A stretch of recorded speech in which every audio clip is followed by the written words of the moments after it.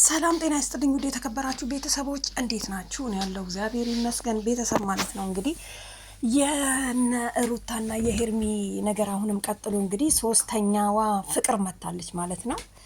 ፍቅር እንግዲህ የመጀመሪያዬ ነው የመጀመሪያዬ ብላ ዘፍናለች ማለት ነው። ምክንያቱም የመጀመሪያ ነበረችና እንግዲህ የመጀመሪያዋ ስትሄድ ደግሞ ቀጣዩዋ ሩታ ትደርሳለች ማለት ነው። እሷ ደግሞ ስትሄድ ሶስተኛዋ ሄርሚ እና ቤተሰብ ለቀጣይ ምን ብለው የሚመጡ ይመስላችኋል? እንግዲህ በኮንፊደንስ ማለት ነው ይምጡ፣ የፈለጉትን ጥያቄ ጠይቁኝ፣ አይደለም ለገንፎ ለምንም አልጨነቅም ብላለች እና ፈታ ያለች ናት። እንዴት ነው እንፍቀድለት እንዴ? አብርሽ ይመልስ። ግን በነገራችን ላይ ማለት ነው ሄርሚና ሩታ ታርቀዋል። ምክንያቱም አሁን አንድ ላይ ሆነው እንግዲህ የመጀመሪያዋን ሊያናግሯት ለምንድን ነው የመጣሽው እኛን እንደዚህ ያለው ምክር ሊመክሯት ነው የሚመስለኝ። ግን እኔ ሳስበው ከሩታ ጋር የምታስታርቅ ነው የሚመስለኝ ፍቅር ማለት ነው። አይመስላችሁ? ይመስለኛል እኔ ግን ሳስበው ማለት ነው።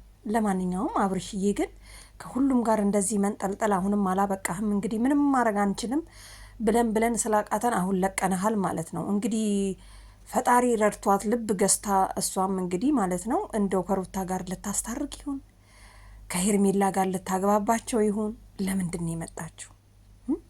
በጣም በነገራችን ላይ ብዙ ሰው ሲገምት ነበረ እና ግምታቸው የተሳኩ ልጆችም አሉ ማለት ነው። አብርሽ እንግዲህ እንዳያችሁት ፈታ ሲል ነበር።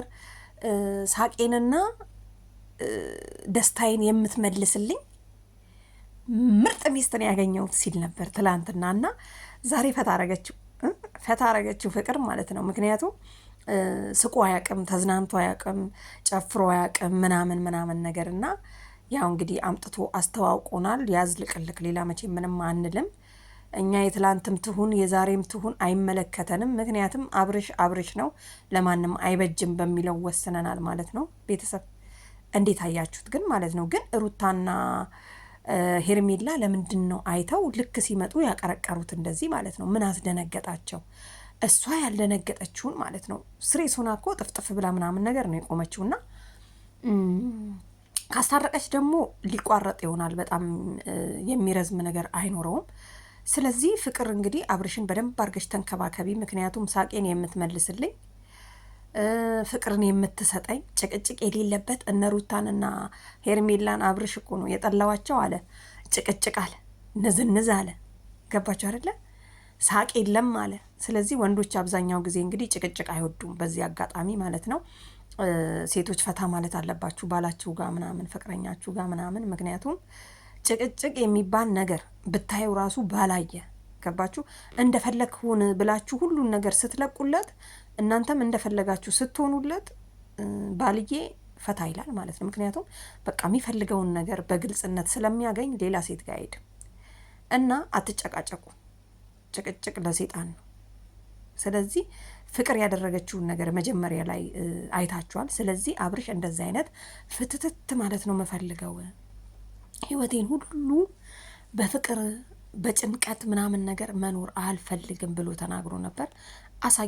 አሳያችኋለሁ እንዳለው ደግሞ አሳይቶናል። እና ቤተሰብ በጣም ነው ደስ የሚለው፣ ተመችቶኛል ለነገራችን። ምክንያቱም ፍቅር የሆነች ፍልቅልቅ ናት ከድሮውም ማለት ነው። እና ስለዚህ ለገንፎም የማይደነግጥ ሰው እንግዲህ ለሌላ ለሩታና ለአብርሽ ደግሞ ደንታ አይሰጠኝም። መጀመሪያም እኔ ነበርኩኝ ብላለች በፊት ማለት ነው ታውቃላችሁ። እና አብረው ሲሰሩ ነበረ ከፍቅር ጋር እና በመመለስሽ እንደውም ደስ ብሎናል አብረሽ ስለሰራሽ ማለት ነው። ለማንኛውም ወይ አስታርቂ ወይ አግቢው አብርሽን።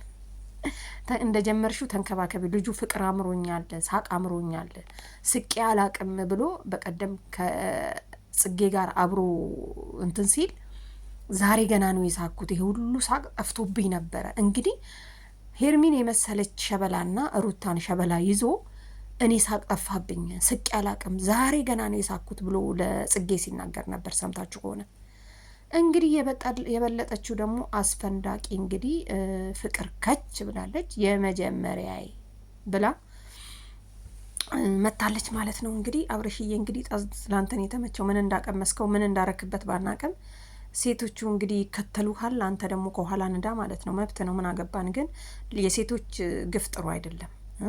ሴቶች ላይ የሴቶች ጥቃት ይቁም የሚለውን ነገር እኛ በሰልፍ መውጣት አለበት። ምክንያቱም ጥቃት እያደረስክ ነው አንተ።